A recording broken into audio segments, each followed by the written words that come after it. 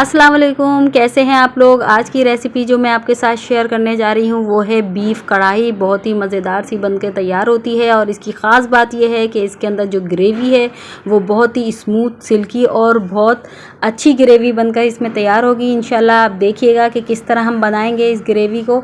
तो शुरू करते हैं। बिस्मिल्लाहिर्रहमानिर्रहीम। 3/4 कप जितना तेल, पौना कप मैंने तेल इसके अंदर गर्म करने के लिए रख दिया था। इसके अंदर डालूंगी 1 पाव प्याज़ें, थिन स्लाइसिस में कट कर लीजिए। थिन स्लाइस में कट करेंगी तो अच्छे तरीके से इसकी ग्रेवी जो है स्मूथ बनेगी और फ्राई होने में भी आसानी होगी। तो गोल्डन फ्राई जब ये हो जाएगी तो इसके अंदर ऐड करेंगे हम तकरीबन 2 खाने के चम्मच अदरक लहसुन का पेस्ट। अदरक लहसुन का पेस्ट शामिल करने के बाद हम इसको तकरीबन आधे सेकंड के लिए फ्राई करेंगे ताकि इसका कच्चापन निकल जाए। इस तरीके से खाना बनाने से आपके गोश्त में हीक नहीं आती। आप थोड़ी अच्छी सी भुनाई कर लेंगे गोश्त की तो फिर ये है कि आपका गोश्त जो है परफेक्ट तरीके से बनकर तैयार होगा। तो यहाँ पर मैं शामिल करूँगी 1 किलो बीफ की जगह आप मटन भी इस्तेमाल कर सकते हैं। और इसके बाद इसकी भुनाई करेंगे, यहाँ तक भुनाई करेंगे कि इसका कलर चेंज हो जाए। तो अब इसका जो है कलर चेंज हो चुका है। इसके अंदर कुछ मसाले शामिल करेंगे जिसमें जाएगा 2 चाय के चम्मच नमक, 1 खाने का चम्मच लाल मिर्चों का पाउडर और 1 खाने का चम्मच धनिया पाउडर, 1 चाय का चम्मच हल्दी पाउडर इसके अंदर जाएगा। और इसके साथ ही 1 पाव जितने टमाटर मैंने थिन स्लाइसिस में काट लिए थे वो भी इसमें शामिल कर दूंगी। पतले पतले टमाटर काटने से ये होगा कि इसकी स्मूथ सी ग्रेवी बनेगी और ग्रेवी इसकी बढ़ेगी भी और इसके अंदर टमाटर के चंक्स नहीं आएंगे, मोटे मोटे टमाटर नहीं आएंगे। तो 2 कप पानी इसमें मैं शामिल कर दूंगी क्योंकि मैं इसे कुकर में बना रही हूँ। अगर आप किसी बर्तन में बनाएं तो इसके बाद इसके अंदर अपने हिसाब से पानी ऐड करके गोश्त को गला लीजिए। तो यहाँ पर कुकर की सीटी में लगा लूँगी। तो ये गोश्त मेरा तकरीबन 20 से 25 मिनट में गल चुका है। अब मैं फ्लेम को मीडियम पर रखकर इसकी भुनाई करूंगी और भुनाई करते हुए टमाटर को और प्याज़ों को अच्छे तरीके से मैश भी कर लूँगी।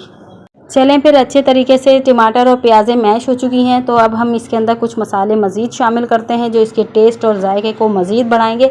तो इसके अंदर जाएगा 1 चाय का चम्मच कुटी हुई लाल मिर्चें, आधा खाने का चम्मच भुना कुटा ज़ीरा, 1 खाने का चम्मच भुना कुटा धनिया और इसके साथ ही इसमें शामिल करेंगे 1 चाय का चम्मच काली मिर्चों का पाउडर, फ्रेश इस्तेमाल कीजिएगा, और 1 चाय का चम्मच इसमें सिरका जाएगा। तो ये तमाम चीज़ें शामिल करने के बाद अब इसमें शामिल करेंगे 1/4 कप दही फेंटा हुआ होना चाहिए, वो इसके अंदर शामिल कर दें। और इसके साथ ही इसमें कुछ हरे मसाले भी शामिल कर देते हैं।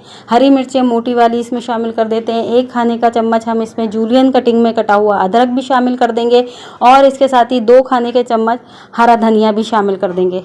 इन तमाम चीज़ों को मिक्स करने के बाद 5 से 7 मिनट के लिए दम वाली आंच पर आप इसको रख दीजिए। और इसके बाद इसकी देखिएगा लुक कितना ज़बरदस्त निकल के आता है। हरी मिर्चों की और अदरक की इसकी खुशबुएं इतनी ज़बरदस्त कढ़ाई के अंदर आएंगी। इंशाल्लाह ताला ग्रेवी भी आपकी स्मूथ, सिल्की और बढ़ी हुई बनेगी। यहाँ पर जैसे मैंने आपको बताया प्याज और टमाटर और दही का इस्तेमाल आप कैसे करेंगी, इस कॉम्बिनेशन से आप देखिएगा कितना ज़बरदस्त सा कढ़ाई गोश्त आपका बनकर तैयार होता है। इस कढ़ाई को आप लैम के गोश्त में, मटन के गोश्त में और इसके अलावा कैमल यानी ऊँट के गोश्त में भी बना सकते हैं। बहुत ही मज़ेदार बनेगी, ऐसी ही बनेगी इंशाल्लाह ताला। आप देखिएगा, रेसिपी ट्राई ज़रूर कीजिएगा। इंशाल्लाह ताला आपको साल साल ये रेसिपी याद रहेगी और आपको जब इसे खाएंगी तो बहुत ही मज़ा आने वाला है। और इसके साथ ही आपको रेसिपी मेरी अच्छी लगती है तो इसे लाइक कर दें, शेयर कर दें और सब्सक्राइब कर दें और मुझे इजाज़त दें। अल्लाह हाफिज़।